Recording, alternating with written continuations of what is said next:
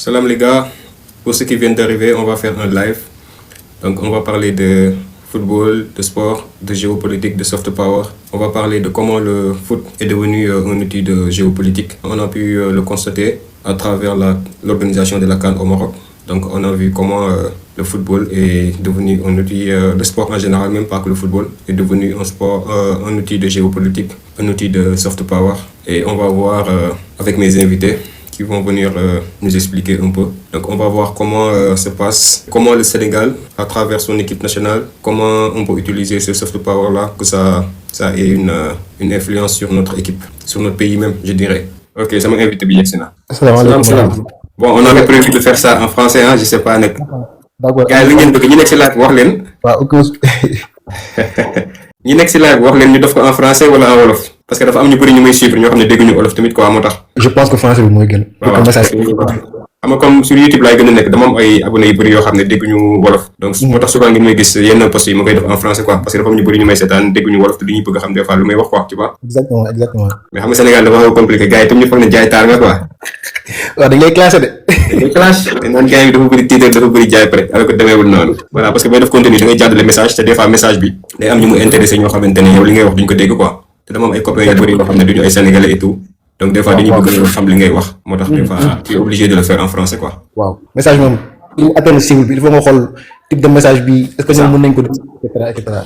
c'est ça mais bon Sénégal yaakaar naa ñëpp dégg nañ français même bu ñu ko mënul wax boo waxee gars yi dañ xam lu ngay wax quoi. bien sûr.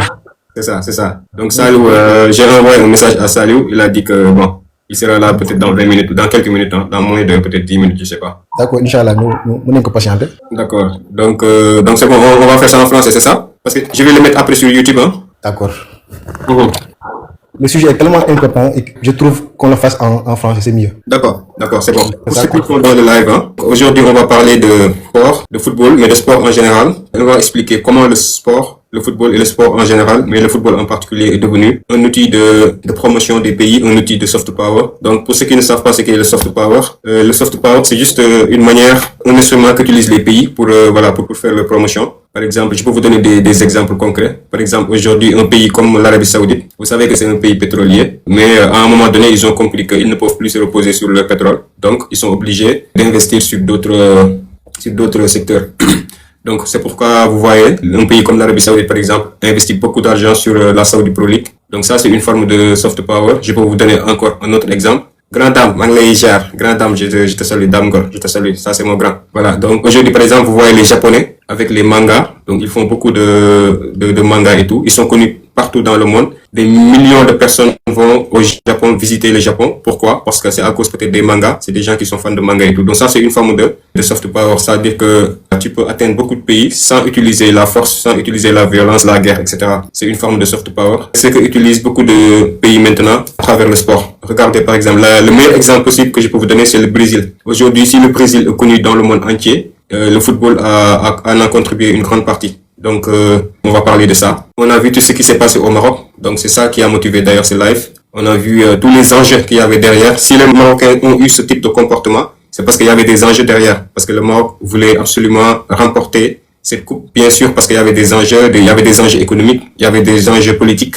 Et voilà, des enjeux financiers aussi, parce qu'il y a eu un investissement colossal qui a été fait en amont. À un moment donné, donc, le Maroc voulait absolument remporter cette coupe. Ne serait-ce que pour calmer les tensions sociales. Nous savons tous qu'il y a quelques mois derrière, il y avait eu des violentes manifestations au Maroc. Tout ce cocktail-là faisait que voilà, le Maroc avait vraiment besoin de prendre cette coupe. Maintenant, si on analyse ça du côté du Sénégal, le Sénégal aussi avait vraiment intérêt de gagner la coupe. Parce que déjà, on le voit tous, on a vu que, bon, depuis qu'on a gagné et tout, il y a eu beaucoup d'apaisement. On a vu, il y avait peut-être des différends entre le président Bassirou Diomaye et monsieur Ousmane Sonko, le premier ministre. Donc, on a vu le jour du match qu'ils étaient devenus une seule et même personne. Donc, on a vu des scènes de joie, ils ont célébré ensemble. Et ça, il y a que le sport qui a ce pouvoir-là. C'est le sujet sur lequel on va discuter aujourd'hui. Mon invité, c'est monsieur Pape Souleymane Ndao, qui est spécialiste en la matière.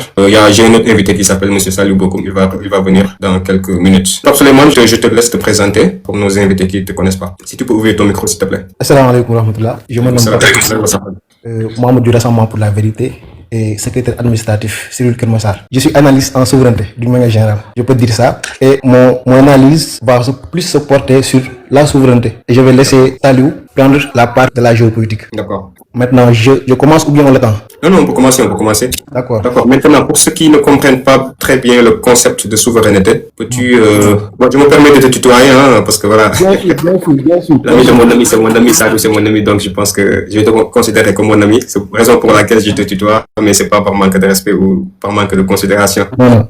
D'accord, donc est-ce que tu peux nous expliquer un peu pour nos followers qui sont en train de regarder le live, qu'est-ce que tu peux nous dire à propos de la souveraineté? La souveraineté. Bon, pour faire simple, c'est juste la capacité d'un État à pouvoir décider sans l'intervention d'autrui. C'est que l'État doit avoir le pouvoir de faire des décisions sans que un autre État, une autre région, un autre acteur puisse s'immiscer dans ce choix. Seulement, à l'heure actuelle du monde, on ne peut pas parler de souveraineté totale. Il n'y a aucun pays qui est souverain totalement sur un secteur. Même les États-Unis, par exemple, si on parle de la technologie, nous tous nous savons que, par exemple, les microprocesseurs viennent du Taïwan. J'ai même fait une vidéo dessus sur ma chaîne YouTube. Exactement. Donc, il n'y a pas de souveraineté totale. Mais c'est pas parce qu'on dit qu'il n'y a pas de souveraineté totale que l'État ne peut pas cibler des secteurs vers lesquels il peut être souverain. Tout ce que l'État peut faire par lui-même, il doit essayer de le faire par lui-même. Je vois.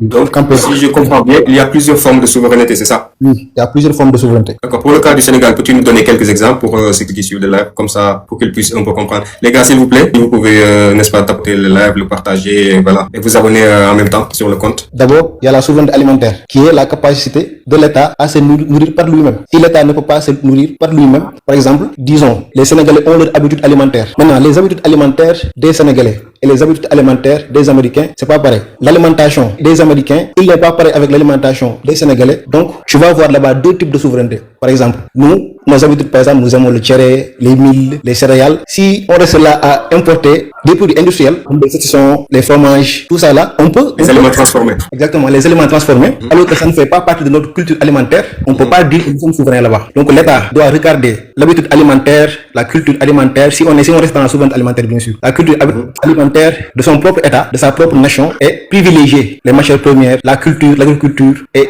privilégier ce qui est nécessaire et ce que son propre pays a besoin. Maintenant, on peut aussi parler de souveraineté énergétique, la capacité de l'État à pouvoir gérer ses besoins en énergie sans dépendre d'autrui. Si on prend l'exemple du Sénégal actuellement, on n'est pas souverain énergétiquement parlant parce que la Sénélec ne produit que 30% de notre électricité. Tout le reste, il importe ça. Est-ce que vous me comprenez? Maintenant, si on vient dans le cadre du football, nous savons tous que le football, il y a une industrie derrière. Effectivement. Si on prend l'exemple des féminines nationales tels que les plus grands équipementiers du monde, tels que Nike, Puma, Adidas, il y a une industrie derrière, il y a de l'économie derrière. Maintenant, si le Sénégal n'a pas la capacité de pouvoir fabriquer ses propres maillots, ses propres équipements, donc on ne peut pas dire que nous sommes souverains sur ce côté. Effectivement. J'espère que c'est clair. Très clair, très clair. Donc, en gros, la souveraineté, c'est quelque part être indépendant, être libre de ses décisions et de ses choix pour un État.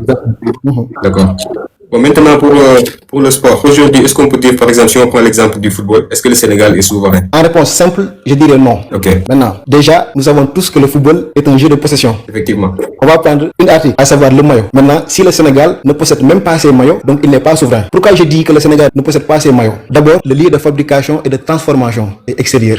Effectivement. Posséder n'est pas porter. Ça ne veut pas dire que vous portez un maillot, que vous possédez ce maillot-là. Quand j'utilise le verbe posséder, c'est juste pour dire que contrôle, souveraineté, etc. Effectivement. Pour posséder le maillot, il faut avoir une maîtrise de la fabrication. Effectivement. Actuellement, l'équipementier de l'équipe nationale du Sénégal, c'est Puma. Effectivement, oui. Pour faire un rappel historique, le Puma a été créé en 1948 par Rudolf Dassler. Son frère, allemand lui aussi, a créé Adidas, Adolf Dassler. Et la plupart des usines de fabrication de Puma, c'est en Asie. Ça, c'est la première chose. La deuxième, la marque et la propriété intellectuelle est encore extérieure. Nous ne possédons pas Puma, la propriété intellectuelle de Puma ne nous appartient pas. Et c'est un actif. Et si nous ne possédons pas cet actif, quand on parle d'actif, on parle d'un bien qui se trouve dans le patrimoine. Par exemple, la technologie de textile, la marque, les licences, tout ça là, le Sénégal ne le possède pas. C'est la deuxième raison qui pousse à dire que le Sénégal n'est pas souverain. Troisièmement, la valeur économique générée quitte le pays. Les marges, les royalties, les droits de licence, tout ça là est capté par les étrangers, en l'occurrence Puma. D'accord. Nous ne percevons que des miettes. Les buts sont marqués ici, mais la valeur est fabriquée ailleurs. Nous portons nos couleurs, mais d'autres encaissent, pour faire simple. D'accord. Donc ça veut dire qu'aujourd'hui, si le Sénégal était souverain en termes de football, on parle de souveraineté économique du point de vue football. Par exemple, de l'équipementier, normalement, il devrait y avoir une partie des recettes générées qui devrait pouvoir être captées par les structures locales. C'est ça?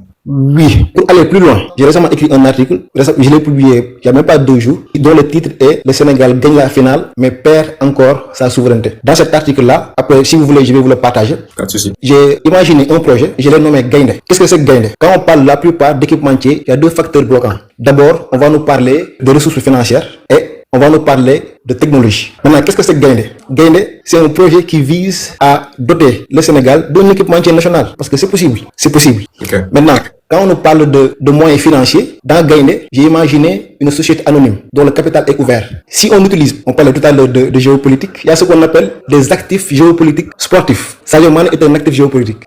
Samuel Eto'o est un actif géopolitique. De même que Didier Drogba et j'en passe. Si on utilise ces actifs géopolitiques-là, si on utilise les entrepreneurs, les décideurs, les investisseurs qui sont là, je pense qu'on peut régler le côté financier. Maintenant, qu'est-ce qui reste? La technologie. Actuellement, au Sénégal, il y a cette ingénierie-là à pouvoir transformer le textile. Ça vient du coton. Nous avons déjà le coton. Je rappelle que le Sénégal a longtemps été un pays producteur de coton. Il nous reste juste la volonté. Et au lieu de tout le temps déléguer et de recevoir des miettes, créer un équipementier national. Bien sûr, ça sera encadré juridiquement. Il y aura de la recherche, ce qu'on appelle R&D, de la recherche et du développement. Et même pour aller plus loin, au-delà du coton, il y a d'autres matières qui sont là et qu'on peut les utiliser. Il y a ce qu'on appelle les jutes. Il y a beaucoup de matières qui sont là ici au Sénégal. Il y a Cheikh Oumar Diagne qui a écrit un article dans lequel il théorise la théorie de l'abondance. Il a dit, là où la pensée se fige, la pénurie apparaît, et là où la connaissance se déploie, la transformation devient possible. Je vous donne un exemple. Il y a un puits de pétrole qui est là. On pourrait se dire que ce puits de pétrole-là va se tarir très vite. Mais si on utilise notre connaissance, on pourrait se dire aussi, il y a l'énergie solaire qui est là, disponible en quantité illimitée. C'est la même chose avec les maillots. C'est juste prendre de la matière première, ajouter de la connaissance pour produire un produit fini qui va être fait par nous et pour nous. Effectivement, je vois. Mais cela pose le problème de l'industrialisation. Si on n'a pas d'infrastructure, si on n'a pas une industrie qui est déjà présente, comment on peut s'imaginer produire notre propre équipementier? Déjà, il y a le problème de l'industrie textile. Et même si on prend le cas de l'alimentaire, d'ailleurs, j'ai même fait une vidéo aussi sur ma chaîne YouTube qui parle de comment le Sénégal pourrait industrialiser le secteur de la transformation des fruits et légumes. Ça, à mon avis, par exemple, c'est beaucoup plus simple. Oui. Aujourd'hui, on utilise tous, on boit tous les jus de fruits. Les jus de fruits, bissap, bouillie, etc.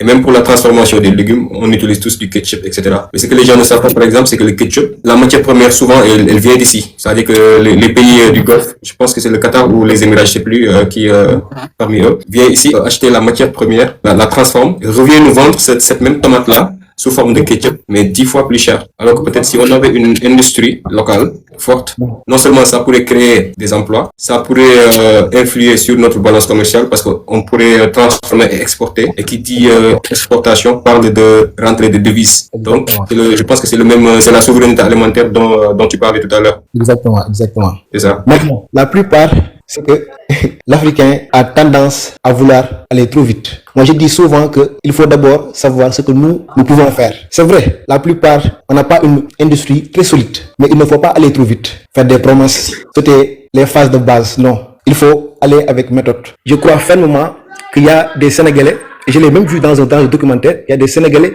qui sont de hautes responsabilités dans les plus grandes tanneries du monde. Donc, il y a la connaissance qui est là. Maintenant, comment on doit faire pour mobiliser ce diaspora-là qui a non seulement la connaissance, mais qui a la finance aussi? Et comment juguler ça avec notre expérience de terrain, nous les Sénégalais? Je pense que c'est pas possible. Il suffit juste que l'État encadre ça, qu'il y ait des entrepreneurs qui peuvent créer et qu'il y ait un peuple souverain qui soutient ça. Et aussi, ne pas juste se limiter dans le cadre sénégalais. Je ne peux pas imaginer, par exemple, la CAF a été créée en 1957. Maintenant, il a 69 ans. Comment pouvez-vous imaginer un vieux de 69 ans? Il n'a même pas d'industrie textile. Si on s'était dit, par exemple, la CAF avait 5 ans, 10 ans, peut-être c'est un gamin, mais il a 69 ans. Donc c'est un vieillard. Cela pose le problème de manque de vision. On ne doit pas attendre en 2030 ou 2035 pour commencer à bâtir ça. On doit commencer à bâtir ça, même si c'est petit. Même si on va déléguer ou bien transvaser ces industries-là et les faire venir ici, et les faire implémenter ici, c'est bon. On commence petit, comme Singapour l'a fait, comme la Chine l'a fait, mais on commence petit. On commence petit et on grandit avec méthode. Je dis souvent que Nike, Puma joue en Ligue des Champions. Nous devons rester petits, commencer première division, après monter en gamme, monter en gamme, monter en gamme. C'est juste ça. C'est ça, oui. Donc, il faut y aller petit à petit. Petit à petit. Mais aujourd'hui, qu'est-ce que le Sénégal peut attendre de ce second sacre? Par exemple, aujourd'hui, on sait que il y a eu le problème, par exemple, avec le FMI du moins. Donc, on parlait ils ont bloqué les fonds, etc. On sait que le Sénégal, enfin le gouvernement a dû s'employer et trouver d'autres méthodes de financement. Mais aujourd'hui, par exemple, si le Sénégal, bon, c'est juste des prévisions, si le Sénégal, par exemple, arrivait à faire une très bonne Coupe du Monde, par exemple, en finale ou demi-finale, ou même si le Sénégal gagnait la Coupe du Monde, quel effet cela pourrait avoir d'un point de vue géopolitique et d'un point de vue soft power, par exemple? Je l'ai tout à l'heure dit, il faut qu'on quitte le terrain folklore, mobiliser les gens, prendre les joueurs alors qu'ils sont des actifs géopolitiques, je le répète, ils sont des actifs géopolitiques, on les laisse revenir dans les rues de Dakar et ne même pas les utiliser. Ça, c'est une erreur. On l'a fait avec Georges Weah, on l'a fait avec Didier Drogba, on l'a fait avec Eto'o, et on est en train de le faire avec Sadio Mané. Il n'est pas encore trop tard pour Sadio Mané, mais on est en train de faire les mêmes erreurs. Est-ce que vous savez que les Saoudiens, ils ont des fonds d'investissement et ils octroient des prêts sans intérêt? C'est pas comme les Occidentaux. Eux, ils peuvent vous octroyer des prêts sans intérêt. Mais nous savons tous le leadership de Sadio Mané. Vous l'avez dit, le soft power de Sadio Mané. Mais l'État doit voir comment on peut utiliser Sadio Mané pour attirer des touristes. Comment on peut utiliser Sadio Mané pour aller chez les Saoudiens ou je sais pas où et recueillir des financements. Rien que Sadio Mané et Ousmane Sonko quitter le Sénégal et aller dans un autre pays sur le plan psychologique. C'est quelque chose de très grand, très grand. Maintenant, ce sont les stratèges de l'État qui doivent voir comment un actif on l'utilise pour nous, mais on ne doit pas juste le laisser comme ça, le prendre comme quelque chose de folklorique, etc., etc. Donc, si j'ai résumé, on doit essayer de voir nos internationales là, on doit essayer de voir où ils peuvent créer de l'influence, où ils peuvent aller recueillir des financements, où ils peuvent impulser ou mettre le soft power au service du pays. Je ne sais pas si la réponse a été claire. Effectivement. C'est-à-dire que là, le soft power, en quelque sorte, c'est de l'influence, en fait. Exactement. Et moi, j'entends souvent parler d'influenceurs, mais en réalité, c'est la vraie influence, c'est ça. Par exemple, l'exemple que vous avez donné est très pertinent. Par exemple, quelqu'un comme Sadio Mané, qu'il le veuille ou non, mais c'est un grand influenceur. Aujourd'hui, c'est même un ambassadeur, si j'ai pu m'exprimer comme ça. Un très grand ambassadeur. Voilà, en termes comptables, c'est un actif géopolitique. Donc, c'est dommage qu'on ne l'utilise pas. Par exemple, si on prend le cas tout récent de iShowSpeed, Speed, le célèbre streamer. Exactement. Aujourd'hui, on voit comment à travers ses lives, comment il promeut l'Afrique, le continent africain. Quand bien même on va jusqu'à dire qu'il y a beaucoup de Noirs américains qui croyaient que en Afrique on vivait toujours à l'ère primitif et que voilà, quand iShowSpeed est venu, il a montré une autre, n'est-ce pas, image de l'Afrique. Donc voilà, ça c'est de l'influence quoi. Et comme vous dites, c'est vraiment dommage quoi qu'on n'ait pas, parce que aujourd'hui par exemple quelqu'un comme Sadio Mané qui est en Arabie Saoudite, donc ça c'est une opportunité alors pour pouvoir capter des fonds d'investissement, voilà, mettre en place beaucoup d'opportunités quoi. Exactement. Maintenant par exemple pour le cas du Maroc, si on revient un peu pour ne pas s'écarter trop du sujet, on a vu par exemple les enjeux lors de cette CAN. On a vu qu'il y avait beaucoup de soupçons de corruption. Bon après il y a un gros investissement, faut le reconnaître, qui a été fait au niveau des infrastructures et tout. Est-ce que cela expliquerait forcément, on va dire, ce comportement ou bien en tout cas cette obsession pour le Maroc de faire tout ce qui est en leur pouvoir pour que la coupe reste là-bas? Est-ce que la question c'est que est-ce que cela est forcément motivé par des enjeux géopolitiques, financiers du moins et tout ce qu'il y a derrière? Je dirais oui. Okay. Je vais rappeler que le Maroc veut que la finale de la Coupe du Monde se joue dans son pays. Beaucoup de gens étaient en train de douter si le cadre est là pour que le Maroc fasse ça. Beaucoup étaient réticents sur ça. Maintenant, si le Maroc avait réussi à gagner cette CAN-là, ça va être un effet de levier pour eux. Ils allaient utiliser ça comme argument pour dire que nous avons les moyens, nous pouvons faire ça. Bon, je ne sais pas ce qui se passe en coulisses parce qu'il n'y a pas encore de documents déclassifiés, on n'a pas encore vu de preuves palpables, mais je peux dire qu'il y a une corrélation entre ce qu'on a vu, les injustices qu'on a vues depuis le début de la CAN qui s'est cristallisée lors de la finale. On a tous vu comment les gens ont voulu coûte que coûte, vaille que vaille, gagne. Donc je ne dirais pas que ce n'est pas juste la coupe. C'est nous seulement Sénégalais ou autres Africains qui est dans la logique de gagner, avoir 2 étoiles, gagner la coupe. Tout ça c'est dérisoire pour eux. C'est-à-dire que nous étions dans une logique purement sportive, mais eux ils étaient au-delà. Au-delà, dans une logique géopolitique, économique. Imaginez la finale de la Coupe du Monde au Maroc. Ça sera des rentrées de devises énormes. Donc, je dirais oui, parce que le Maroc était dans une autre logique, alors que nous pensons à la coupe, deuxième étoile, etc. C'est-à-dire que c'est comme si nous n'avions pas encore bien saisi les enjeux, c'est ça? Oui, je dis que actuellement, les Sénégalais sur beaucoup de secteurs sont très, très, très à côté. D'autres gens pensent finance, pensent argent, pensent géopolitique. Il y a même Lucas Aubin qui parle de sport power. Il y a tout un système qui est derrière le football. Et nous, on pense seulement que c'est juste des gens qui se tapent des ballons, alors que non, ce n'est plus ça. Le sport a dépassé, le football a dépassé ce cadre-là. Maintenant, c'est un enjeu de géopolitique extraordinaire. Et les Marocains le savent. C'est pour ça que je dirais. Et surtout quand on connaît la relation du Maroc avec ses voisins maghrébins, par exemple notamment l'Algérie, la Tunisie, l'Égypte. On a vu, ce matin même, j'ai posté sur ma page TikTok. On a vu même des scènes de liesse, de joie, quand le Sénégal a gagné du côté de l'Algérie, de la Tunisie et même de l'Égypte, hein, donc qui exultaient de façon vraiment ostentatoire. Donc comment aujourd'hui, par exemple, si le Maroc, je sais pas si le Maroc avait réussi à gagner la CAN, quelles auraient pu être les retombées, je veux dire localement, au point de vue purement africain et maintenant du point de vue international?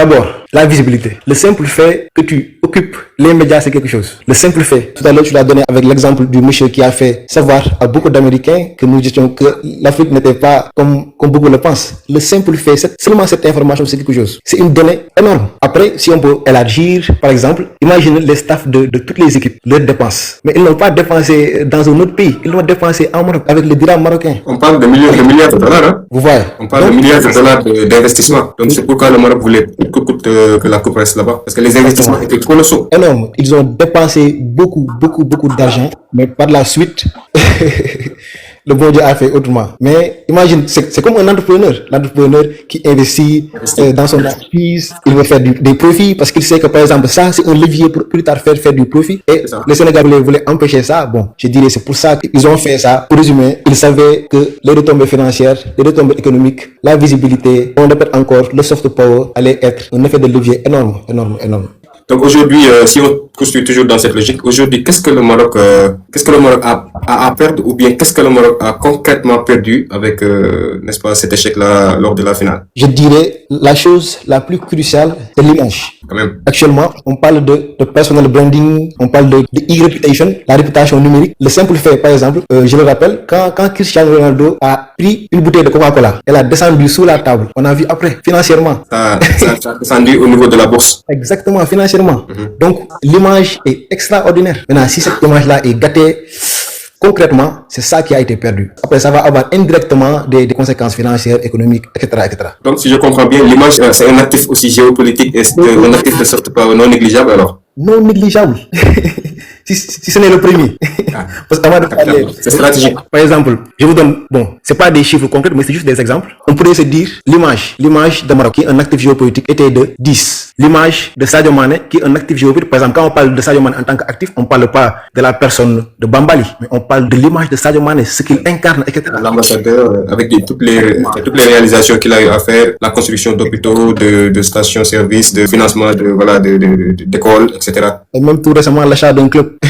Maintenant, imaginons, avant la CAN, cette réputation-là, cette image-là du Maroc était de 10 et que Sadio Mané avait 8, disons, comme ça. Mais après la CAN, nous voyons que l'image du Maroc a baissé jusqu'à, on peut dire 6, si on n'exagère pas, 6, 7. Mais Sadio Mané, son image a décuplé. Effectivement. Et même c'est important, même pour les joueurs, tous les joueurs du Sénégal, avec le trophée là, déjà quand on est international, on voit que voilà, le joueur, la cote du joueur augmente. Effectivement, quand tu es international, tu deviens plus cher, tu deviens plus visible, tu as plus de valeur sur le marché. Et même, en parlant même de soft power, si on observe ces derniers temps, par exemple, avant le Sénégal avait tendance à courir derrière les binationaux. Mais si on observe tout récemment, il y a un phénomène qui commence à se dessiner, c'est-à-dire que les binationaux maintenant choisissent très tôt de venir jouer pour leur sélection d'origine. On a vu avec le cas de Ibrahima Mbaye qui a 17 ans, je le rappelle, opte pour le Sénégal. Le cas de Mamadou Sarr qui a 20 ans, opte pour le Sénégal, alors qu'ils avaient la possibilité de jouer pour l'équipe de France. Ibrahima Mbaye qui joue au PSG, qui est vainqueur de la Ligue des Champions. Mamadou Sarr qui avait la possibilité de jouer en équipe de France. Ils ont, je veux dire, très tôt opté pour la sélection de leur origine. Ça, c'est un acte très fort, très symbolique. Ça, c'est du soft power. C'est du soft power. Didier Deschamps l'a souligné.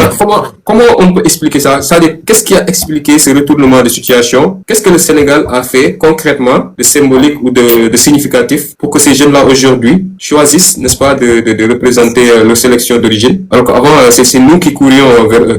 Comment on peut expliquer ça d'un point de vue purement soft power? D'abord, la qualité. On l'a vu. Le banc sénégalais était très qualifié. Je pense même que c'est pour cela, cette dynamique-là a pu continuer jusqu'à la fin. Maintenant, la qualité, par exemple, qu'est-ce qu'on faisait? Nous, on laissait nos joueurs dans de mauvaises conditions, le football était dérisoire, on n'investissait pas beaucoup sur les joueurs, il n'y avait pas cette attractivité-là. Et pour avoir cette attractivité-là, il faut mettre les cadres. Imagine un jeune Mbaye qui joue au Paris, mais si tu ne le mets pas dans un cadre très bon, mais il ne va pas venir au Sénégal, qu'on se dise la vérité. Tout le monde veut quelque chose de bien, et même de meilleur. Deuxièmement, je dirais la France, on sait que il faut aussi être de très haut niveau. Si tu sais que tu choisis la France et que si tu vas là-bas, tu vas pas jouer, tu peux peut-être ne même pas être sélectionné.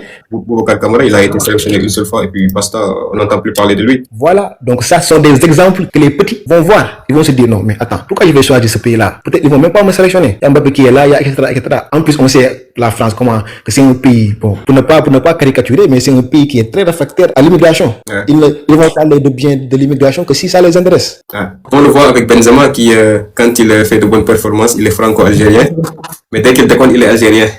on lui rappelle tout le temps ses origines algériennes. Exactement. Donc, il y a le cadre, il y a aussi la possibilité de pouvoir aussi intégrer certaines sélections. Effectivement. Et même si on est dans l'analyse au niveau des coachs, si on revient un peu en arrière, on avait tout le temps avant des coachs blancs, des coachs français, d'autres nationalités. Mais maintenant, on voit que, pas que le Sénégal seulement, hein, on voit que la tendance s'est inversée. Donc maintenant, il y a eu Aliou Cissé, n'est-ce pas? Aliou Cissé qui est venu, qui a pris l'équipe, qui a remporté la CAN, qui est ancien joueur de l'équipe. Il y a Pape Thiaw qui est venu, qui a pris le relais, qui a remporté la CAN. Et pourtant, le Sénégal, je veux dire, est resté pendant des décennies à investir sur les coachs étrangers, en ne misant pas sur l'expertise locale. Et ça nous a jamais valu de satisfaction. C'est-à-dire que ce sont des coachs que tu payes beaucoup d'argent, beaucoup de millions, mais qui ne te valaient aucune satisfaction. Et bizarrement, on a vu, avec les coachs locaux, bon, on va dire locaux parce que bon, voilà, ils sont sénégalais, mais souvent peut-être, ils ont été formés peut-être ailleurs, en Europe, etc.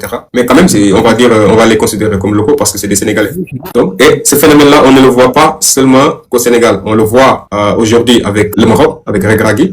On le voit, en Algérie avec Djamel Belmadi qui a gagné la CAN. On l'a vu avec le Nigeria. Son coach, c'est je sais pas, Eric Chel, je sais pas comment il s'appelle. On l'a vu avec beaucoup de sélections. Donc, c'est-à-dire que toutes les quatre dernières sélections qui ont terminé sur le carré magique, c'est-à-dire les demi-finalistes, que ce soit l'Égypte, que ce soit le Sénégal, que ce soit le Maroc, que ce soit le Nigeria, tous ont des coachs locaux. Donc comment on peut expliquer cette inversion des tendances? C'est-à-dire que même ça, c'est du soft power, je veux dire, c'est fort. Ce sont des coachs locaux, ce sont des coachs africains, l'expertise locale, qui ont des résultats que les coachs, je veux dire, expatriés n'ont jamais pu avoir. Et ça, c'est fort. Ça, c'est du soft power. Moi, je dis souvent qu'il y a une loi cosmique qui explique clairement ce que vous venez de dire. Tout ce qui va être bien pour vous, ça va venir dans votre entourage. Je peux pas prendre le riz qui va quitter la Thaïlande pour venir ici au Sénégal et le manger. Non. Cette loi cosmique-là se vérifie dans l'alimentation. C'est de la même manière qu'il va se vérifier ici. Prendre un Sénégalais comme Aliou Cissé, prendre un Sénégalais comme Pape Thiaw va être meilleur pour toi que prendre un autre. Ça, c'est une loi cosmique. Donc, tout ce qui est meilleur pour toi, cherche-le dans ton entourage. Ne le cherche pas ailleurs. Cherche-le dans ton entourage. C'est ce qui va te permettre de pouvoir opérer ce soft power-là. Parce que rien que de voir ça, on va se dire, ce pays-là a une connaissance, a une capacité, a un pouvoir dans le football. Effectivement. Et comment on peut exploiter cela? C'est-à-dire, comment on peut transposer ce soft power-là sportivement? Par exemple, comme l'exemple que j'ai donné tout à l'heure, l'exemple des petits binationaux qui choisissent très tôt leur sélection d'origine. C'est-à-dire que ce qui témoigne d'un attachement profond envers... parce que c'est des membres de la diaspora aussi. Aujourd'hui, ces joueurs binationaux-là, ils font partie de la diaspora sénégalaise. Donc, si cette diaspora-là choisit, je veux dire, très tôt, de venir... Et même ceux qui avaient peut-être... Il y en a beaucoup qui avaient peut-être choisi avant la France. Mais à un moment donné, ils ont vu qu'il y a quelque chose qui est en train de se passer en Afrique.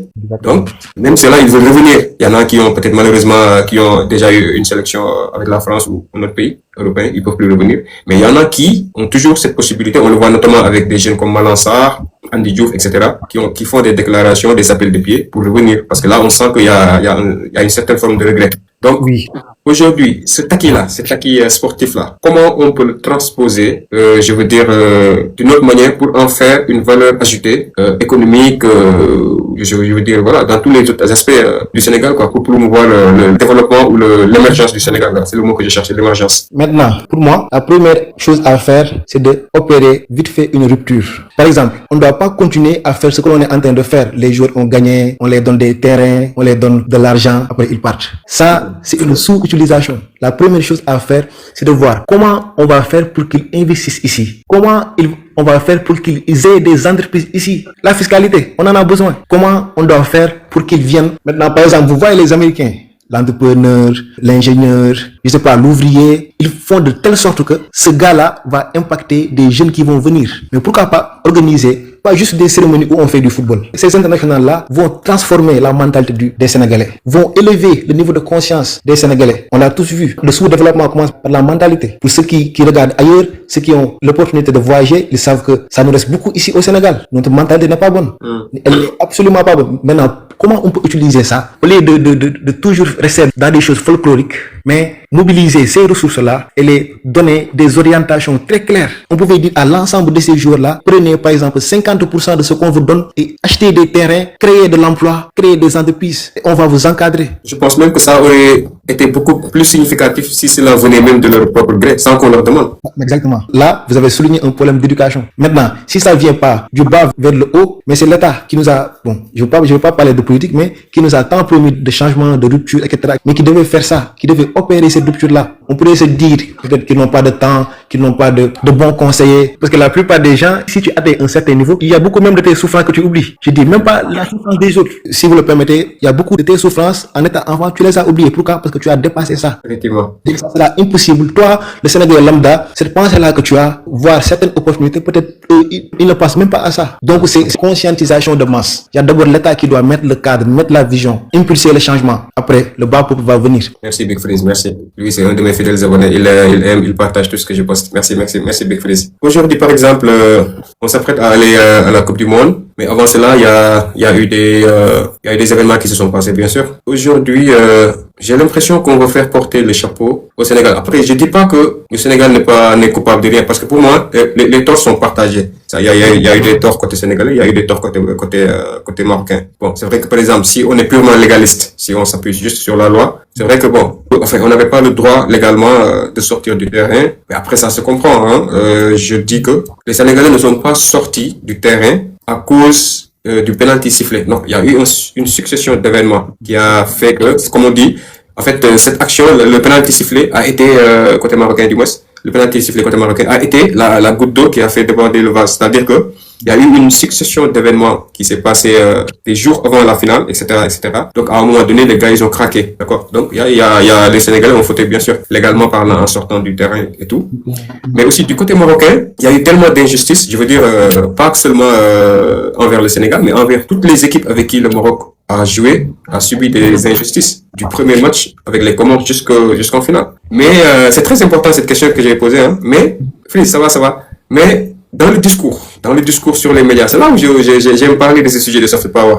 C'est-à-dire que dans le discours des médias, on a comme l'impression que, je veux dire, c'est le Sénégal qui est responsable on va dire 99% des torts. Donc, c'est comme si ils veulent nous faire porter le chapeau. C'est-à-dire que nous, on risque de prendre plus que les Marocains. Et tout ça, c'est une question de soft power. Pourquoi? Parce que, paraît que le président de la Fédération marocaine de football, un certain Monsieur Lerja, paraît qu'il est très influent là-bas, parce que je regarde beaucoup les vidéos de Romain Molina. Donc, Romain Molina, pour ceux qui ne le savent pas, c'est un journaliste sportif. Très grand journaliste, n'est-ce pas? Très bon, qui est suivi par beaucoup de personnes dans le monde, qui parle souvent de ces sujets-là. Donc, il dit que ce monsieur-là, il est très influent. Donc, on a vu, vous voyez même l'image derrière, Monsieur Gianni Infantino. Donc, on a vu, il y a des images qui ont circulé la veille du match, il était avec les joueurs marocains et tout. Et même quand le penalty de Brahim Diaz a été raté, on a vu sa réaction. C'est-à-dire que tout le monde savait qu'il était pour le Maroc. Mais aujourd'hui, par exemple, dans le discours qu'on entend sur la place publique, ils veulent faire du Sénégal l'exemple. C'est-à-dire qu'ils veulent frapper gros, voilà, et occulter tout ce qui a été fait par le Maroc. C'est comme si,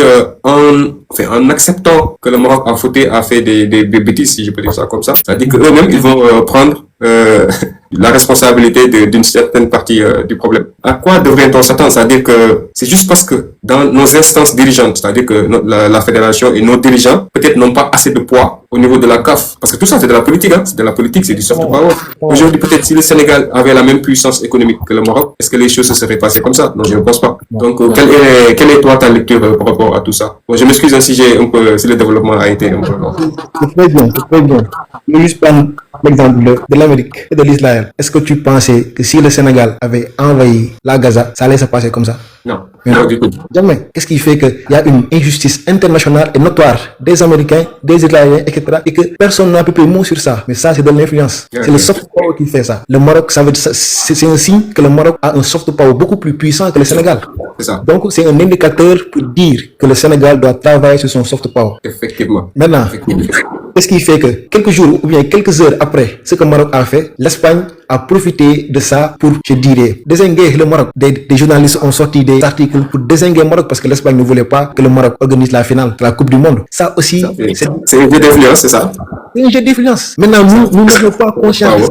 C'est ça. Nous sommes là en train de nous chamailler entre nous, alors que les gens, ils se mutualisent entre eux. Ils savent qu'ils ont des adversaires. Ils sont, Je t'ai envoyé l'invitation. Hein. Excuse-moi de t'interrompre. il n'y a aucun souci. Ils savent qu'il y a des ennemis, il y a des alliés, il y a des amis, il y a des adversaires. Les États, ils savent ça. Mais nous sommes là à nous chamailler entre nous, à rester dans des détails qui n'ont aucune utilité, au lieu de mutualiser nos forces pour créer de l'influence, pour impacter. Par exemple, qu'est-ce qui aurait empêché, par exemple, des officiels sénégalais de mettre des postes, défendre le Sénégal, mais tout en étant juste? Ça crée de l'influence. Ça peut faire basculer l'opinion. Mais nous tous, Je ne t'interromps pas, j'appuie là-dessus.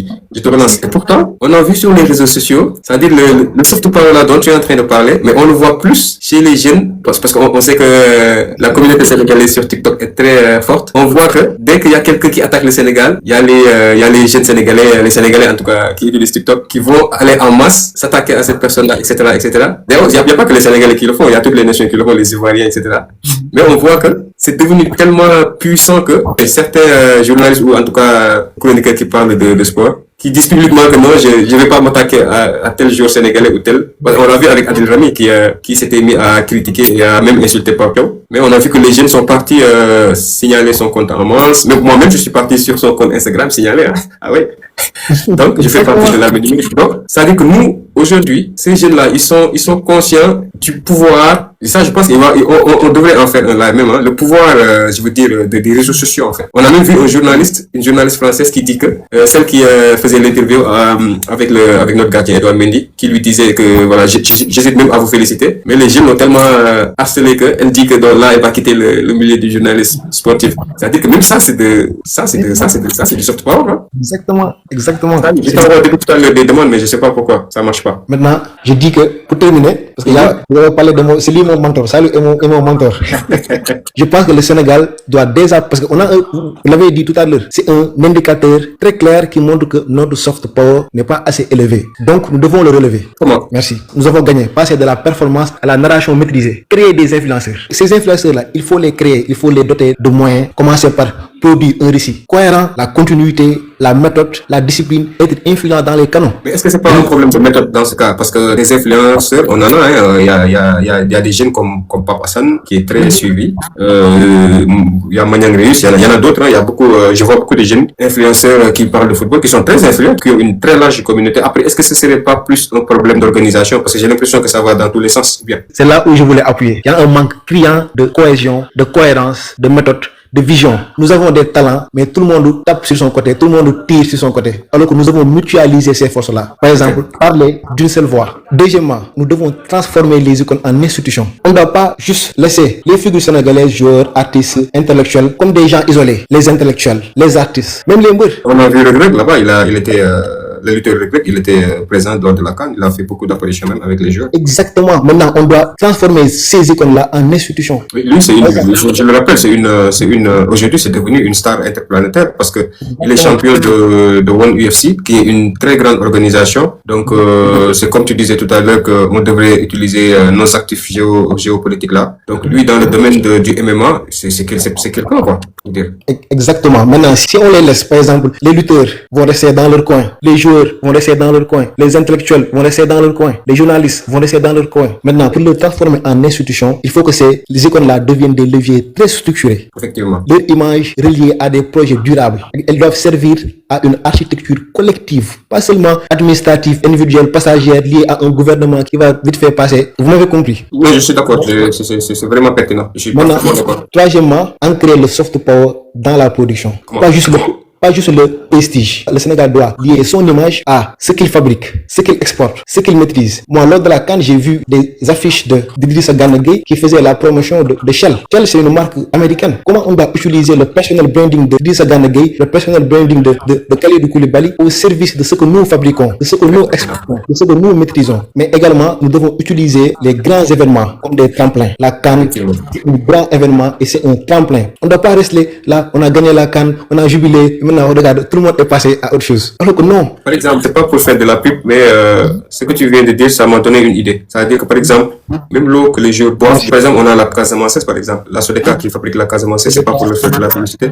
On aurait pu, par exemple, le faire de telle sorte que les joueurs, au moment, après, bon, je connais pas le jeu contractuel qu'il y a, est-ce qu'ils ont le droit ou pas, mais si jamais ils avaient le droit, on aurait peut-être pu faire de telle sorte que les joueurs consomment des produits, n'est-ce pas, qui viennent du Sénégal, c'est-à-dire une eau qui a été fabriquée et embouteillée au Sénégal, des aliments ou même des tenues, etc., qui, bon, après, on a vu qu'il y a des efforts quand même qui sont faits parce que au moment d'aller rejoindre la compétition, on a vu que voilà, ils étaient en tenue traditionnelle, ça c'est déjà bien. Mais si on pouvait étendre, parce que comme vous dites, ce sont des compétitions pendant lesquelles des millions de personnes braquent leurs yeux durant cette compétition-là. Donc ça, c'est une publicité mais énorme. Voilà, on peut vraiment l'exploiter, je veux dire, beaucoup plus efficacement, quoi. Exactement. Il y a ce qu'on appelle l'économie de l'attention. C'est ça. Tous ceux qui comprennent l'économie de l'attention savent que les grands événements comme la CAN sont des tremplins. Et pour cela, il faut préparer l'après-événement avant même l'événement. Si on gagne la CAN, qu'est-ce qu'on doit faire en termes de partenariat, en termes de projet, en termes de marque? Comment refuser que la visibilité se dissolve? Tout ça là, je l'ai mis dans l'article. Et c'est sourcé, il y a des chiffres, il y a des statistiques que la plupart, 2 semaines, 8 semaines après, cette attention-là va se dissolver. Et pour terminer, on doit aussi faire du peuple un acteur de soft power. Tout à l'heure, vous avez cité beaucoup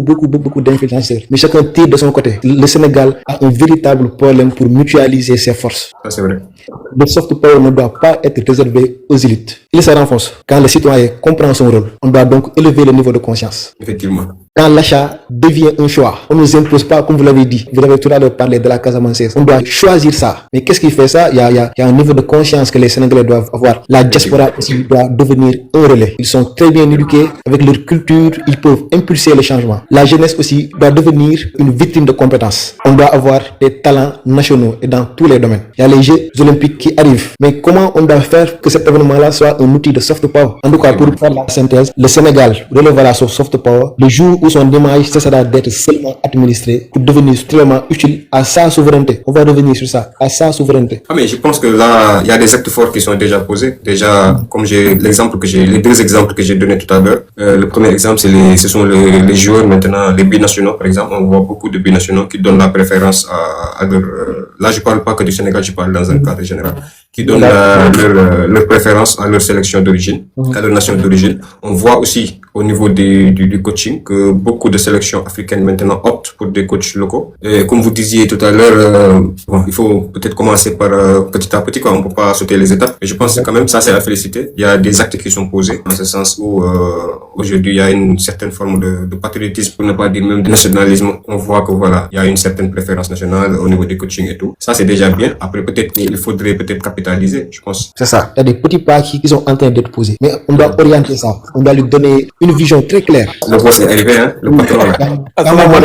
Je dois pas parler. On fait le live en français. Oui, excuse-moi. Donc, je disais que j'avais beaucoup de programmes qui fait que, il y en a même que j'ai dû sursoir, je vous dis ici pour pouvoir assister au live. Et en plus, malheureusement, mon téléphone s'était déchargé le temps que je le charge pour avoir un peu, de quoi pouvoir rentrer dans le live. Ça a pris un peu de temps. Donc là, je suis à 25%, j'espère que ça va pouvoir tenir. Le temps qu'on puisse, discuter rapidement sur les points. On sait que tu es une star, donc il y a pas de problème. Non, même pas. La star, c'est Papa Suleiman. Il a été plus que pertinent. On a abordé plusieurs questions ensemble. Donc, voilà, on a parlé de soft power de manière générale. On a parlé de l'équipe, du soft power dans l'équipe nationale même, du soft power dans la compétition, du soft power dans le sport, etc. On a parlé de tout ça. Donc, je pense que peut-être que toi, tu vas devoir développer dans le côté géopolitique, peut-être. Le sport est devenu un outil de soft power, c'est-à-dire un pouvoir doux, parce qu'il y a un pouvoir, il y a le hard power et le soft power. Dans le soft power, le sport... Peux-tu expliquer les deux concepts pour ceux qui nous regardent? Les deux concepts sont simples, hein, tu sais. Il y a le hard, c'est quelque chose, mais c'est quelque chose de dur. C'est un pouvoir dur qui s'exerce par la contrainte et peut-être parfois par la force. Alors que le soft, c'est quelque chose de cool, c'est quelque chose de doux, c'est quelque chose qui passe sans aucun problème. Donc, et là, il n'y a pas de souci ni rien du tout. Donc, le sport est devenu un outil de soft power et aussi de géopolitique. Les États s'interposent parfois au niveau du sport. Si tu regardes bien, il y a toujours un concours de médailles lorsqu'on rentre entre les États-Unis, la Russie et la Chine. Ils ont des athlètes qui sont en compétition. Ces compétitions-là sont en fait un outil de puissance entre les mains des États. Ces compétiteurs-là plutôt sont un outil de puissance entre les mains des États. Les États montrent à travers ces athlètes-là, les États sont en train de montrer leur puissance réelle. Oui, on est capable. Nous, on est puissants au point que lorsqu'on vient dans une compétition, on gagne tout. On le voit même d'habitude dans les Jeux Olympiques. Oui, les Jeux Olympiques, c'est la première arène du soft power.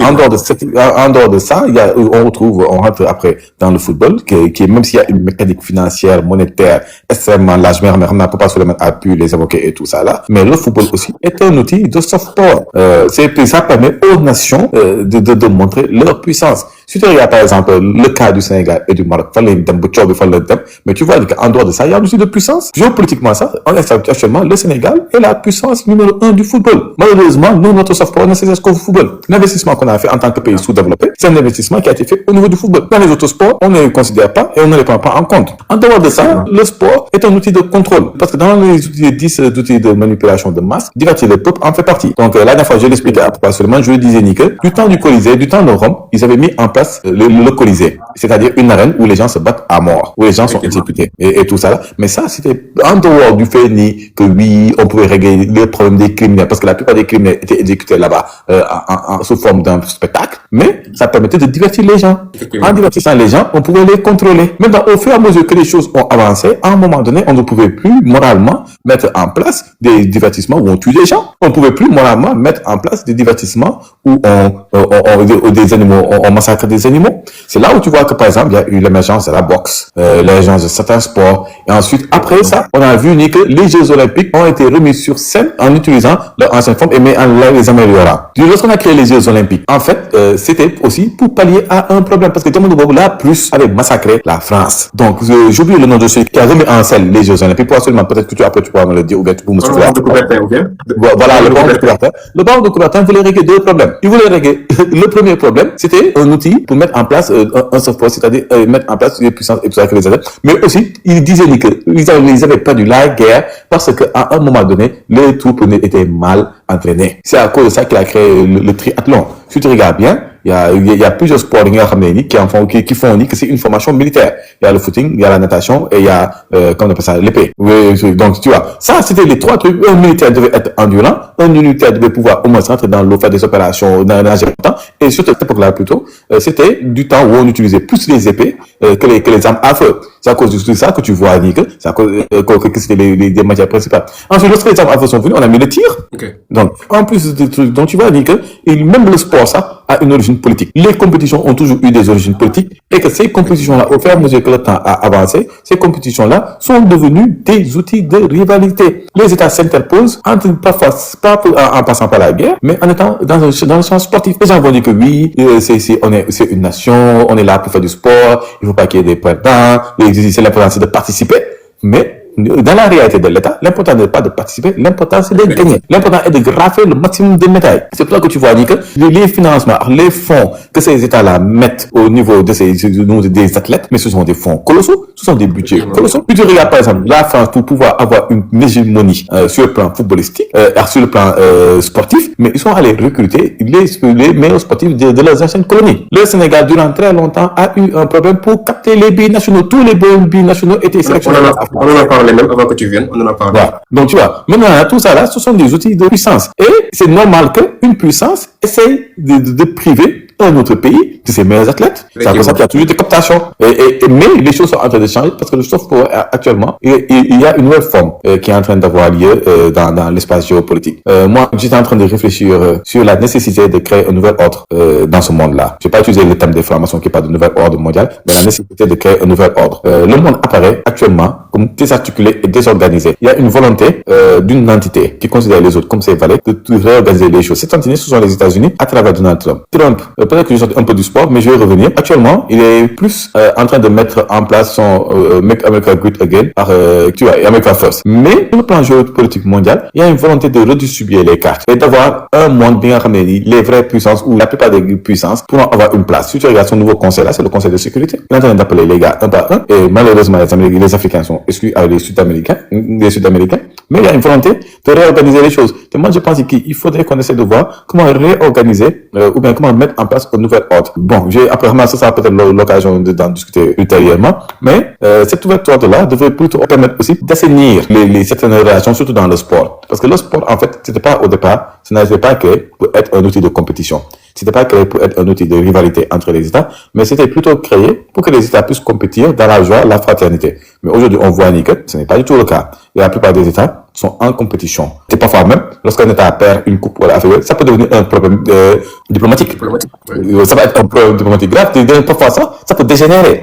Donc malheureusement, au fond, est-ce que réellement, on peut se poser la question là, la nature humaine, comme elle est ce que réellement, elle peut faire une activité sportive sans qu'il y ait de la concurrence ou sans qu'il y ait une volonté de dominer l'autre? C'est la question qu'on doit se poser et je pense que non. Malheureusement, on est nous les êtres humains, dans nos différences, on essaie à chaque fois d'imposer à l'autre notre prédominance. Et ça, je pense pas que ça va changer du jour au lendemain. Par exemple, pour confirmer ce que tu viens de dire, on se rappelle tous de la victoire du Sénégal contre la France en 2002. Peut-être que beaucoup d'entre ceux qui suivent de là peut-être n'étaient pas encore nés. Mais on a vu que à partir de ce moment où le Sénégal a gagné la France, c'est-à-dire que c'était tellement symbolique que c'est à partir de ce moment-là que beaucoup de choses ont commencé à changer dans le football sénégalais. Je sais pas si vous vous rappelez. Il y a eu une certaine prise de conscience de la part de beaucoup de binationaux qui se sont dit tiens, mais finalement c'est possible, hein. Les anciens l'ont fait et nous qui sommes binationaux, qui sommes quelque part français et sénégalais en même temps, on n'est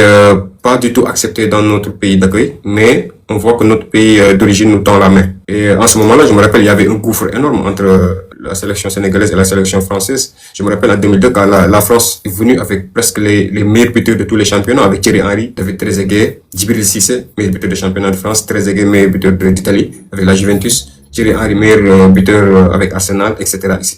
Ils sont venus avec un armada offensif et voilà, mais extraordinaire. Le Sénégal a gagné. Donc cette victoire-là était tellement symbolique que déjà ça a fait beaucoup de dégâts au niveau, je pense, de la Fédération française de football parce que c'était inacceptable. Et pourtant là, on parle que de sport, mais c'était comme tu viens de dire, Saliou, c'était inacceptable en fait qu'une sélection comme le Sénégal réussit à gagner la France. Et je pense que ça a été le point de bascule. C'est à partir de ce moment-là qu'on a vu qu'il y a beaucoup de binationaux maintenant qui commencent à arriver. Et tu sais, ils ressentent les joueurs, ils ressentent l'énergie. Par exemple, aujourd'hui, Pape Souleymane l'a dit tout à l'heure, quand un binational d'origine africaine joue pour l'équipe de France, je te dis, à la moindre erreur, à la moindre incartade, les médias français, ils vont tabattre. Mais les joueurs, ils sentent que quand ils optent pour leur sélection nationale, leur sélection d'origine, pays de leurs parents, déjà quand ils viennent, ils voient tout l'amour qu'on leur donne. Et maintenant, tu sais, les temps ont changé avec les réseaux sociaux et tout. Tu vois, par exemple, un Nicolas Jackson, même quand il galère en championnat au Chelsea, etc. Mais tu vois, beaucoup de jeunes Sénégalais vont sur TikTok, ils se battent pour lui, ils le défendent, tu vois. Et c'est le cas de tous les joueurs sénégalais. Et ne croyez pas que les joueurs, ils sentent ça. Ils sentent cet amour-là, cette énergie positive-là. Tout ça, c'est du soft power, en fait. Donc, ça motive encore plus les jeunes à venir, n'est-ce pas, jouer vers leur sélection d'origine. Et comme disait le terme qu'a utilisé Pape Souleymane, il faut capter, en fait. Il faut capter ce flux-là et en faire quelque chose. Parce que tous ces jeunes-là, c'est des ambassadeurs. Ils jouent dans les plus grands championnats du monde. Ils jouent dans les plus gros clubs du monde. C'est des ambassadeurs. Tu vois, c'est des milliardaires. Donc, ces jeunes-là, il faudrait les utiliser, n'est-ce pas, comme levier, etc. Par exemple, je peux donner l'exemple, la génération 2002. Il y en a beaucoup qui sont revenus. Ferdinand Coly, il y en a beaucoup qui sont revenus, qui ont quitté la France, l'Europe. Ils sont revenus ici au Sénégal, investir ici. Donc, je pense que tout ça, c'est un outil de soft power, quoi. Salut. Tu sais, l'histoire des binationaux avec la fédération et tout ça là. Tu sais, bon, en dehors du soft power, le principal problème c'est le racisme. Okay. Comme tu l'as si bien dit, lorsque le joueur marche, c'est un Français. Ou bien c'est un truc. On va prendre le cas de la France parce que c'est la France que l'on connaît le mieux. Et lorsque le joueur marche, c'est un Français. Moi, je me rappelle, il y a quelque chose qui m'a toujours choqué. Moi, quand Karim Benzema a eu un problème avec Zaya, dans l'affaire Zaya et tout ça là. Là, on disait que oui, l'Algérien. Il parlait de l'Algérien. Oui, j'ai donné cet exemple-là avant que tu viennes. Et ça m'a toujours choqué. Parce qu'au fond, ces États-là ne considèrent pas les binationaux ou bien, oui, les binationaux comme des citoyens à part entière, mais ce sont juste des gens que l'on utilise lorsqu'ils sont en forme et que l'on jette lorsqu'ils ne sont pas en forme, ou bien lorsqu'ils ont des problèmes. Donc, le match du Sénégal, en fait, ça fait tomber un mythe, comme tu l'as dit. Le mythe, c'était que la France, c'est une superpuissance du football. Toute équipe qu'elle rencontre, elle va le battre. C'est comme le mythe que les États-Unis que ces mythes-là, il est véhiculé par les films, que les États-Unis sont une superpuissance qui font que lorsqu'ils entrent en guerre avec toi, tu te feras massacrer. Même si dans l'histoire, on a vu les différentes guerres, la guerre du Vietnam et tout ça, là, qu'ils ont perdu. Donc, les États-Unis ont perdu toute leur grande guerre, hein, je rappelle. J'ai dit que les États-Unis ont presque perdu toute leur grande guerre. Pas oui, mais ils ont eu quelques victoires, contrairement à la France qui a toujours perdu ses guerres. Les Anglais disent que le livre d'histoire le plus court au monde, c'est l'histoire militaire des victoires de la France, l'histoire des victoires militaires de la France. donc c'est ce qu'ils disent. Donc, lorsque le match a eu lieu et tout ça, là, il y a eu quelque chose qui s'est fragmenté, comme tu dis. Il y a quelque chose qui s'est cassé, c'est-à-dire que la puissance qui dégageait la France, qui se fait battre 1-0 par une ancienne de ses colonies et qui n'arrive pas à remonter le score malgré toutes les stars qu'ils ont, font nier qu'à un moment donné, les Africains se sont dit, donc c'est possible de les battre. C'est du soft power, ça. C'est du soft power. Oui, c'est une forme de soft power. Donc, en fait, moi, je parle plus du mythe que du soft power. Donc, en fait, il y a eu un changement de mentalité. Les gens se sont dit que maintenant, on peut les battre. Parce que l'histoire, malheureusement, durant cette période-là, il n'y avait pas les outils numériques. Parce que s'il y avait les outils numériques, les gens sont que le Sénégal a déjà rencontré la France avant ce match-là et qu'il a battu la France avant ça. C'était au stade de truc, comment ça s'appelle, Damboudjouk. Je pense que c'était les Jeux de l'amitié ou quelque chose comme ça. Oui, c'était la France. Ils avaient battu la France 1-0. Donc c'était la deuxième rencontre où le Sénégal a encore battu la France 1-0. Et Inch'Allah, durant la Coupe du Monde, on va encore les battre. Donc, en fait, ça a permis un réveil de population sur le plan sportif. Ils ont compris qu'en fait, il y a un travail de fond qui doit se faire. Et ce travail de fond-là, c'est la préparation. Et le Sénégal, à côté Bob, ils ont eu à faire beaucoup de travaux sur ce côté-là. C'est-à-dire qu'ils ont préparé les futures générations qui viendront s'imposer. Le travail là qu'on voit aujourd'hui avec la CAN et tout ça là, mais c'est un travail qui a été enclenché il y a 10 ans ou 15 ans. C'est-à-dire avec les économies. C'est un travail à long terme. C'est dans le soft power pour pouvoir imposer son soft power et être à un niveau bien ramené. Ton soft power fonctionne, mais il faut faire un investissement dans le temps. Parce que le soft power, c'est fait pour quelqu'un qui a le temps. Parce que si tu n'as pas le temps, il faut mettre beaucoup d'argent. C'est ça. Tu sais, deux options. Pour comparer avec le domaine médical, je dirais que le soft power, c'est l'intervention, le hard power, c'est l'intervention chirurgicale, là, on opère, vite fait. Alors que le soft power, on va traiter, on va te donner des médicaments que tu vas prendre un traitement long, ça va faire de l'effet sur le long terme. Alors que si c'est le hard power, là, c'est opération chirurgicale, n'est-ce pas? C'était juste un peu du mot. Donc, tu vois, le truc, moi, il faut travailler, utiliser le temps pour pouvoir former les prochaines générations. Parce que quand tu utilises le temps, que tu formes les prochaines générations, là, tu gagnes quelque chose de plus. C'est-à-dire que le peuple y adhère et s'y fédère. Alors que quand tu utilises de l'argent, tu es obligé d'aller appeler des gens. Si tu regardes bien, cet exemple-là, on peut le voir entre la sélection du Sénégal et celle de l'Arabie Saoudite durant la Coupe du Monde passée. La sélection du Sénégal, certes, on n'a pas fait une belle Coupe du Monde, une grande Coupe du Monde et tout ça là, même si on a eu à jouer et tout ça. Mais, tu te regardes l'Arabie Saoudite, ils sont allés recruter en masse de bons joueurs qui se trouvaient du côté de la Côte de l'Afrique. Ils les ont mis en truc, ils les ont donné à la nationalité pour qu'ils puissent jouer dans leur équipe nationale. Donc, tu vois, toutes deux choses différentes. Maintenant, le problème, moi, est-ce que le peuple adhère à au fait que ces gens-là ont été recrutés parce qu'il y a de l'argent, il y a des propositions alléchantes et il y a des conditions de vie meilleures que par rapport à le pays dans lequel ils se trouvent, qui sont des pays en général en guerre ou en conflit, en guerre ou en conflit, ou bien des pays bien ramenés, la vie est très compliquée, est très difficile. Est-ce que le peuple va adhérer à cette équipe nationale-là? Le peuple va adhérer à cette équipe nationale-là à la condition où c'est le drapeau, c'est le pays qui représente. Mais au fond, comme Papa Amadou le disait, ces joueurs-là ne traînent pas des joueurs qui bien ramenés, ils peuvent servir la géopolitique de l'État parce que personne ne les connaît. Ce sont des joueurs qui sont là, limite, ce sont des mercenaires. C'est des mercenaires, c'est ça? Ce sont des mercenaires. Celui qui a pris, par exemple, le cas du Sénégal, qui a pris 10 ans à 15 ans pour construire les futures générations. Parce qu'il faut prendre en compte une chose. Actuellement, le Sénégal est à peu près à la construction de 3 générations. Parce qu'après les Sadio Mané, il y a la prochaine génération qui est là, on les a déjà vus. Ils sont là, Il y a des jeunes qui promettaient, qui ont même participé à ça, qui ont remplacé des titulaires au niveau du terrain et tout ça là. Et après ces jeunes-là même, il y a une autre génération, mais la génération des Ibrahim Mbaye, âgé de 17 ans, 18 ans, qui va venir.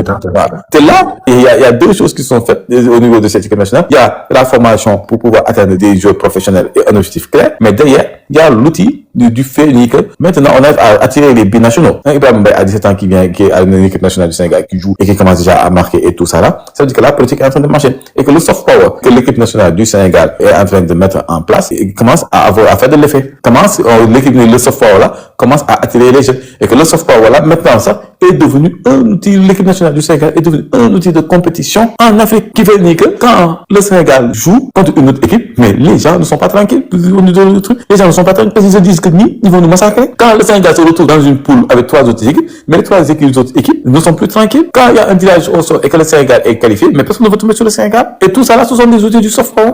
Donc, et ça permet d'avoir, tout le monde va parler du Sénégal. La finale de la CAN là, toute la terre a parlé de la finale de la CAN. Les yeux étaient braqués sur nous. Braqués sur nous avant, mais après, parce qu'actuellement, ça, il y a ce qui ressort, c'est, il y a eu une bataille entre le bien et le mal. Il y a eu une bataille entre le voleur et la justice. Et tout ça, ça montre qu'il y a eu une justice divine. Les gens ont essayé de magouiller et de voler la victoire d'une équipe qui a eu un parcours honorable et exemplaire. Donc, tu vois. Donc, à un moment donné, c'est tout ça là, ça permet au Sénégal de pouvoir avoir une certaine publicité. Maintenant, le problème, est-ce que toute cette publicité-là, on l'exploite correctement, on l'exploite normalement? En fait, une des raisons pour lesquelles j'ai fait ce live, c'est que comment utiliser ce soft power là, c'est-à-dire que, parce que là, c'est une fenêtre de tir, petite. Donc, au moment où les yeux sont braqués sur le Sénégal, et ça a coïncidé avec la venue de Aisha Speed, donc qui est le plus grand, en tout cas, un des plus grands streamers au monde. Donc, ça a fait encore que, l'attention, au niveau du Sénégal a été décuplée. Donc, comment, je veux dire, transposer ça pour l'utiliser, je veux dire, comme levier pour l'économie, pour la promotion du Sénégal tout court. C'est-à-dire qu'au niveau du sportif, c'est bien. Mais maintenant, comment l'utiliser? Comment le transposer? Comment capitaliser dessus? Voilà, c'est le terme. Comment capitaliser dessus? Bon, ça, je sais pas, tu sais, ça, je pense que ces gens-là, ils viennent plus pour leur cause qu'autre chose. Ils viennent plus pour leur vue, que pour, parce que le soft power, il faut utiliser des locaux. Donc, si tu veux capitaliser, par exemple, un étranger qui vient au Sénégal, peut-être qu'il faut juste mettre en place une politique pour le faire connaître. Et même si tu le fais connaître au fond, qui gagne? C'est pas le Sénégal, hein. Moi, je suis quelqu'un qui pense et qui dit que il y a certains outils, ce sont les nationaux qui doivent le faire et pas des étrangers. Peut pas de ceux qui disent qu'aucun pays ne s'est développé avec l'aide des étrangers. Un pays se développe grâce à ses fils. Donc, est-ce que ces gens-là peuvent régler ce problème? Je ne pense pas. Donc, même si on doit capitaliser ça, la capitalisation, c'est juste faire une campagne marketing, derrière pour pouvoir régler ça et avancer. Ok. Bon, en tout cas, beaucoup de gens aujourd'hui, par exemple, avec la victoire du Sénégal face au Maroc en finale, dans les circonstances qu'on connaît, ça a permis quand même de faire découvrir le Sénégal à beaucoup de gens. Je suis sûr qu'il y a beaucoup de gens qui connaissaient même pas le Sénégal avant, mais qui, avec cette victoire-là, connaissent maintenant, voilà, qu'il y a un pays qui s'appelle le Sénégal, qui est en Afrique de l'Ouest. Et moi, c'est de cet aspect-là dont je parle, quoi. Oui, ça c'est le match, mais c'est pas le truc, le chroniqueur là comment on appelle ça, encore le youtubeur là qui est venu ici. Ça c'est le match en fait. Tu sais, les matchs de foot. Donc, ça, un exemple que j'ai donné comme ça, c'est un exemple que j'ai donné. Okay. Tu sais, un match de foot, les matchs, la finale, en général, ça fait la promotion. Mais la meilleure des promotions, comme on le dit, c'est le bad buzz. C'est paradoxal, mais le bad buzz fait plus d'effet qu'un buzz normal. Voilà. La finale là, pourquoi ça a eu autant d'effet? C'est parce qu'il y a eu beaucoup de bad buzz. Il y a le penalty, qui fait à la 14e minute avec 30 secondes de jeu. Il y a le vol des serviettes. Il y a le retournement de situation qui fait que l'équipe qui devait, avant ça, il y a la Panenka. Panenka, elle aussi, elle a fait le tour du monde. Et en dehors de ça, donc, autant profiter de ce buzz-là. Ouais, donc, en dehors de ça, il y a le retournement de situation où l'équipe qui était censée perdre gagne dans le jeu. Elle gagne pas au niveau des séries, des trucs, des séries pénalty, mais elle gagne dans le jeu. Donc, tout ça là, fond, dit que la finale, là, quoi qu'on puisse dire, mais c'est une finale exceptionnelle. C'est une finale là, c'est une fois tous les 15 ans ou une fois tous les 20 ans que tu tombes dessus. C'est très rare de voir des finales comme ça, avec autant de bruit, avec autant de problèmes, avec autant les gens sont passés de la colère à la joie extrême. Effectivement. Et vice versa, les gens sont passés de la joie extrême à la colère, à la désillusion et à la colère. Donc, ce genre de match là, je pense que c'est une bonne chose. Maintenant, est-ce qu'on arrive à le capitaliser? capitaliser. Là, donc, est le problème. Est-ce qu'on arrive vraiment à le capitaliser? Est-ce qu'on arrive à utiliser tout ce buzz-là? Je sais pas. Il faudrait attendre 3 mois, peut-être pour voir qu'est-ce qui a été réellement fait. Est-ce que les choses ont pu être exploitées correctement? Et à partir de là, on pourra voir, parce que les premières retombées, les premiers résultats se verront. Parce que d'ici 3 mois, on va rentrer au niveau de mars, avril, peut-être mai, juin, avec les vacances et tout ça là. Peut-être que la destination Sénégal, avec tout ce qui s'est passé, pourra être encore plus attractive. Que les gens voudront visiter le Sénégal, mais pour ça, il faut qu'il y ait un travail derrière qui soit fait. Ce travail-là doit être fait par ceux qui sont chargés du tourisme, ceux qui sont chargés de vendre le Sénégal. Bon, Amadou, là, on avait parlé, on a des ambassadeurs comme Sadio Mané, on a des ambassadeurs comme Youssou N'Dour que l'on n'utilise pas. Et ça, c'est paradoxal. Parce que Youssou N'Dour...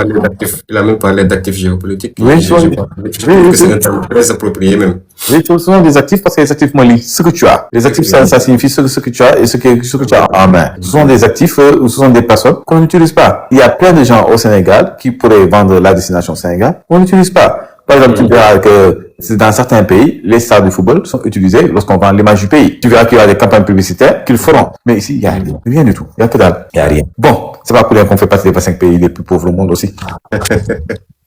En tout cas, les gars, on a fait 1h55 de live, hein, le temps passe vite.